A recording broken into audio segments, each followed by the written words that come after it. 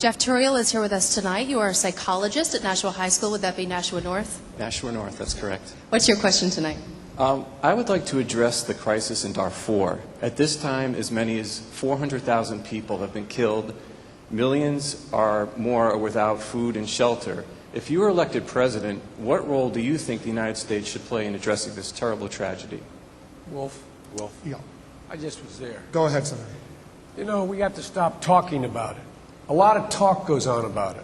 The United Nations has already said they're prepared to put in a 21,000 force, including the African Union. In fact, you have in the capital of Sudan, the saying, we're not going to allow that to happen. They have forfeited their sovereignty by engaging in genocide. We should impose a no-fly zone. If the UN will not move now, we should impose a no-fly zone, and we should commit 2,500 NATO troops. You could take out the Janjaweed tomorrow. I went there. I sat in the borders. I went in those camps. They're going to have thousands and thousands and thousands of people die. We've got to stop talking and act. That's why last Monday I went to see the President of the United Nations, as the General Assembly, as well as the Secretary General, to make that point. Raise your hand if you agree with Senator Biden that the United States should use military force to stop the genocide in Darfur. We're talking about a no-fly zone. Hold on. Those hypotheticals aren't going to work. Well, I was there too. This is an important issue. Absolutely. Ask about a no-fly zone. I think you'll talking get about American troops. us behind Joe's policy. You start with a no-fly zone, but very often, Senator Clinton, that could move on to other operations. Well, but we're not going to engage in these hypotheticals. I mean, one of the jobs of a president is being very reasoned in approaching these issues, and I don't think it's useful to be talking in these kind of abstract hypothetical terms. And I think that I don't want to raise hands. I was there. Governor, would you use force to save people in Darfur? No. What I would do is, and I was there, I got a very fragile ceasefire put together 3 months ago.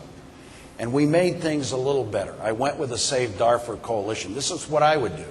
Number one, more UN peacekeepers. The government is refusing to make this happen. Secondly, economic sanctions. We've imposed them, but they're weak. We need European countries to make them happen. Third, we need China to lean on China, which has enormous leverage over Darfur. And if the Chinese don't want to do this, we say to them, maybe we won't go to the Olympics. And lastly, what we need is a country, a foreign policy that cares about Africa, that cares that 300,000 human beings have died, have been massacred, that over 2 million have lost their homes, gender-based violence, rape. America should care about Africa, and we don't. What about that idea? Hold on a second.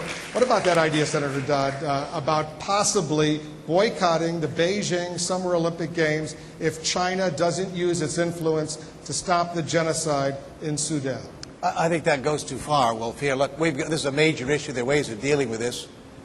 We're not only going to elect a president in November of 2008, we're going to elect arguably the most important, if not the most important leader in the world. And it's going to be critically important that we use the tools available to us to exercise the influence we'd like on China, on Russia, and other nations to be more cooperative and participate in solving some of these problems here. That's going to require real leadership based on experience that knows how to bring people together.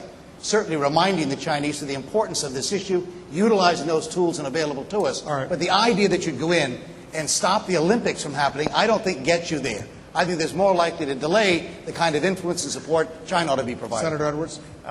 Actually, I disagree with my friend Chris Dodd about that. I think that we should use whatever tools available to us. But I have to say, Senator Biden, Governor Richardson, I applaud their being so vocal and out there on this issue. It's enormously important. But I think all of us recognize that this is a piece of a bigger puzzle, which is America no longer has the moral authority to lead in the world. Watching a genocide continue has contributed to that, but it is not the only thing. The spread of HIV/AIDS, I think America ought to actually lead an effort to make primary school education available to 100 million children in the world who desperately need it, including in Africa. And you asked earlier about... We're going to go back to Jennifer, but go ahead, Senator Obama, very quickly. Two things. One, we are going to continue to see some of these problems in ungoverned spaces. And we've got a security interest and a humanitarian interest in dealing with this. And we've got to work internationally to figure out how we can get forces to stop genocides like this. Second point, our legitimacy is reduced when we've got a Guantanamo that is open, when we suspend habeas corpus. Those kinds of things erode our moral claims that we are acting on behalf of broader universal principles, and that's one of the reasons why those kinds of issues are Let's go back to the other. Wait a minute. People are going to cancel the Olympics. Are people going to cancel the Olympics? That's not a bad question. You asked the question. Well, if you I'd like to know how my colleagues would feel about it. If you agree that the U.S. should consider You want us to boycotting raise the our hands? Beijing I don't think Olympics, it should. I think that's wrong. Senator Dodd says he doesn't think that's a good idea. If you agree that it might be a good idea, raise your hand, if necessary. Well, if the reason we have no moral authority is we're not acting. I heard the same argument with Milosevic. I went over there, found out there was genocide going on, came to your husband, I said, we must act. Now look, we acted. Not an American was killed. We saved hundreds of thousands of lives. By the time all these guys talk, 50,000 more people are going to be dead. They're going to be dead. And I tell you, I guarantee you, we have the capacity, by setting up a no-fly zone, to shut down the Jianghui. All of us agree That's on the our no-fly moral zone. authority exercising. All right, nobody disagrees with the no-fly zone. Having U.S. troops I there want to is go a back to problem. Jennifer, but I have to ask Governor Richardson, you're a former ambassador at the United Nations, and what I hear you saying, what you're saying is that you would consider the United States boycotting the Summer Olympic Games in China unless China starts getting tough with the government in Sudan. Yes, I would, because China purchases a lot of their oil, most of it, a good part of it, from Sudan. And my view is that they are a leverage point, and they have not been strong on the Sudan. We don't need, Joe, with all due respect, another military involvement. Iraq is enough, and we must get out of Iraq. What we need to do is move forward with the toughest options. Am I for a no-fly zone? Yes. I think we need strong economic sanctions. And we lack the moral authority to build international coalitions to fight genocide in Darfur.